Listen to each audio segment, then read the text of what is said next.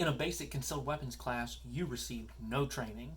Right now we're going to talk about 3 things that you should have learned and how to apply them to your future in firearms training.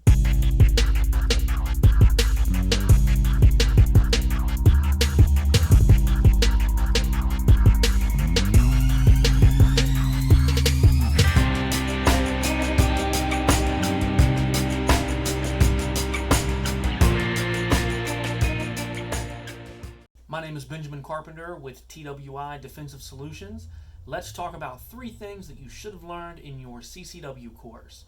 From experience, I can tell you that these 3 things are often mentioned but rarely discussed. At the end of this video, I will also give you 3 bonus tips on how to prepare for a basic CCW course if you haven't taken one yet, and how to get the most benefits from it. Let's get into it. First, buy a firearm that you are comfortable with. Do not get bullied into a purchase by a salesman, a family member, or maybe a friend. They do not have your hands, your body, or your skills. People ask in classes all the time, what is the best gun or the best ammunition? At TWI, we try to be non-biased on brand names, but we do encourage our students to go physically to look at guns, touch the guns. When you're going to purchase a gun, feel how it feels in your hands. But chances are your class really didn't explain this very well. Even TWI and instructors such as myself have to make a conscious effort to stay on topic during this portion of the class. It's very easy to just overlook this. The key to CCW is comfort. Being mentally comfortable and being physically comfortable. Mentally, you have to be confident and comfortable in your ability to want to carry a firearm. Physically, you have to be comfortable carrying that firearm. If you want to further your training and your education, then you need to buy a firearm for you. You need to buy a firearm that you are comfortable with. Even if it's not the firearm you took a course with, you need to expand your knowledge on firearms and be open to learning and understanding how they work and how they feel. Nothing will stop you from carrying your firearm faster than not being comfortable. Second, civil liabilities. You are responsible for everything that your bullet touches.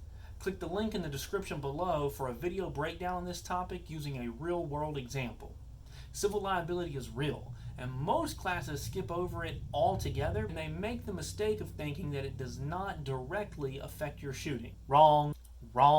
Knowing that you are responsible for what your bullet touches will absolutely drive your intentions on the shooting range.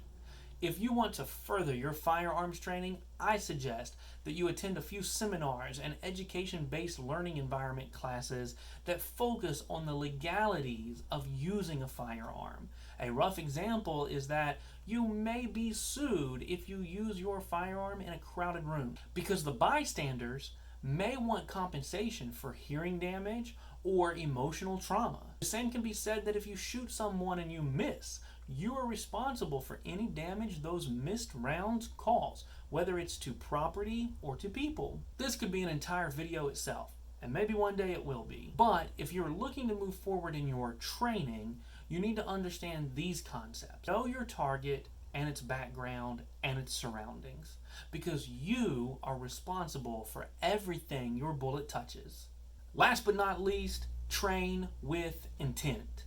In most CCW courses, you will stand and shoot a firearm from the low ready or an already aiming position. Rarely will you experience any real training in a CCW course. At TWI, we try to encourage our students to participate in exercises throughout the course in order to prepare them for some real life situation, even if their live fire portion is just standing and shooting at a stationary target. If you plan to further your training, you must train with the intent to carry. You must use your gun, your holster, your knowledge, your skills in order to train for situations that apply to you. Did your instructors discuss these things?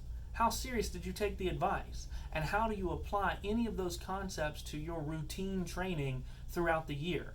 Leave a comment below and let us know. If this video was helpful, hit subscribe and stay in the loop about our future videos. If you have not yet taken any concealed weapons classes, these tips are just for you. Number 1, show up prepared to learn. It may sound boring, but the information is usually pretty useful. Bring a pen and paper and be prepared to take notes. Make notes on outlines or other documentation that the instructor provides to you. Always keep your outlines and notes with your certificate. This may be a benefit to you if you ever have to legally defend yourself in court. Number 2, bring your own gun, even if it's one you have to borrow. While many classes will let you use their community gun for free or for a small fee, bring a gun with you.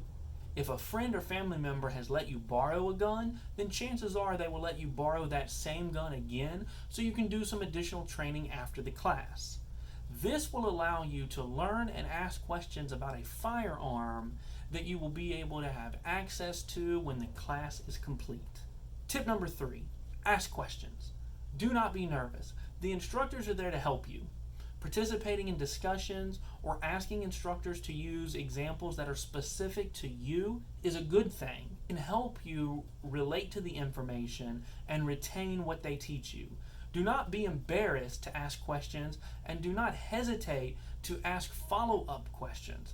Trust me, your instructor wants you to learn.